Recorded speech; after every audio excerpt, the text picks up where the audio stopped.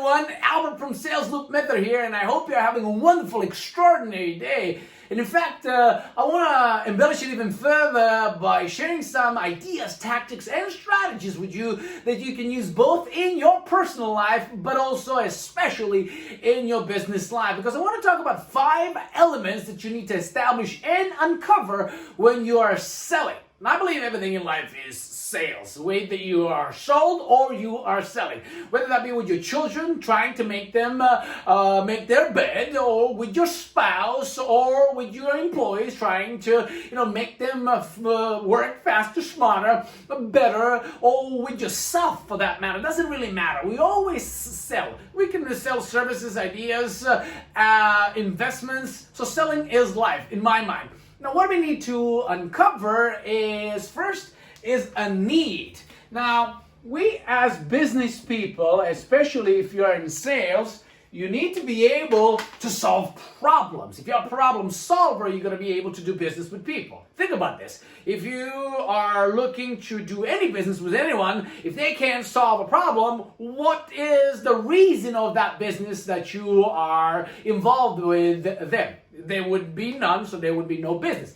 Anyway, you need to be able to uncover a need, and if you can't do this properly, this can actually bring you a lot of pain in life, and you're not going to do a lot of business, not a great business. So you do it with questions. You need to be able to ask questions properly to uncover where is that need for your service, for your product, and what is that need that it is. Make sense? All right, I want to give you a visual that some of you that have been following me for some time will be familiar with. And if this is your first time watching my videos, this is going to be something new to you, but I'm going to explain it in a very simple way possible. Now, what I want to give you is a visual, what I would say is a perfect sale. What that means, a perfect sale, is when you're with a person and let's say you are working in a car room selling cars, and someone comes in and say, hey, I'm looking for this car, and do you like it black? Black is fine, this letter is fine, fantastic, how much it is? You tell them the price and they give you the credit card, and that's it. So that's that diagonal line. It's a perfect sale. That happens seldom. It does happen, but most often the conversation will have somehow a downward momentum, and in that downward momentum we create a loop, something that is conducive, it is needed, and it is perfect for creating long-term relationship and establish a proper sales process. Now, in that loop, you're uncovering a need. Now, when you uncover a need, you know what's the problem that you can solve. Another thing that you need to then establish is trust. All things being equal, people will do business with people that they like and trust. All things not being equal, people will still do business with people that they like and trust. Now, how are you going to establish a trust? You can't say, trust me, because that sounds a bit cheesy, that sounds a little bit too salesy, and you know what? If somebody's pushing something like that, you are very cautious about it, you know for yourself. Now, how you do this is when you're uncovering a need, and there's no replacement for genuinely being interested in uncovering another person's need and then pitching and catching with them, really trying to understand the issue, the problem, the challenge, the want that there is to that need. And when you do that with having empathy and sympathy, you will actually establish trust. There's certain patterns that you can use as well, but those two are so interconnected and intertwined. And in fact, that leads us to the third step, where you need to uncover a desire. Now, need is something that is quite logical. We need certain things in life. Desire is something that we want. So you may have a need to have a working truck that will, bring you money, and you may have a desire to have a fast car, a sports car, or a luxury car. So you need to be able to find the two. Now, you can't start with a desire because you need to establish elements before that, all right?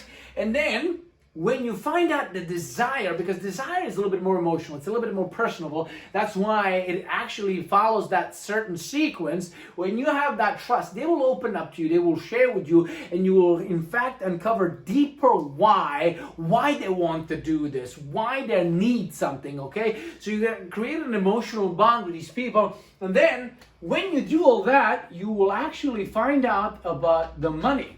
Now, when I say the money, I don't mean like, oh, do they have the money? What's the working budget that they have? Because when you take the need and then you take the desire, need is here, desire is here, most often money will determine where they're going to actually meet. Need and desire meet where money is. Makes sense? So there's a need, there's a desire, you find something, a product or service that will actually have a perfect harmony, perfect accord with those elements. Hopefully that makes sense. It's nothing earth-shattering. And the last thing that you're going to need is hurry. If you do not have a hurry, if there's not a sense of urgency, people will not make that decision. Not today, because we people are, you know how it is. You know for yourself. If you can postpone something, most often people will postpone it. Pain of tomorrow is always better than pain of today. This is how we operate. This is how our brain operates in most cases. So what you need to do, you need to uncover where is that hurry. If there is no hurry that you can uncover, you need to establish that. And I want to be very clear here, where this is with a caveat. If you're doing some bullshit, false sense of urgency, please stop it. That's not something that I promote, that's not something that I condone, and I think it's a bad business. If you falsely create a sense of urgency and they know that, they realize that after you sold them a product, they will never buy from you again because you violated their trust. So you do not want to create a false sense of urgency, but there is some ways you can actually have that hurry induced, like Black Friday sales, so you can give it a special discount. Or when there is a desire, something extra that you can add in the whole package, and you say, listen, if you make that decision today, we can give you that second product at a special discount, or we can couple it and create a little package. You need to be able to have that hurry, because most often, if people don't have this, they will not make that decision. Because if there's no need, there's no trust, there's no desire, there's no money, there's no hurt, there is no sale. Makes sense? So this is how it looks. You start with need, trust, desire, and then you're going to have money, and then you're going to have hurry. Basically, that is how it works. And if you have a situation where sale is not consummated, provided all other elements are also in place, there are more nuances that one can go through, but you can always look back and think, okay, do I have the need? Well, I know what's the need that I need to serve. Do I have the trust? Maybe I didn't establish that trust well enough, and you can go back to it. Do I know the desire? Maybe there's not enough money, or you are presenting something that is filling the desire, but the money is not there, or there is no hurry. If they have time, they're going to wait it out. They're going to shop around a little bit more, which is fine, but you want to induce a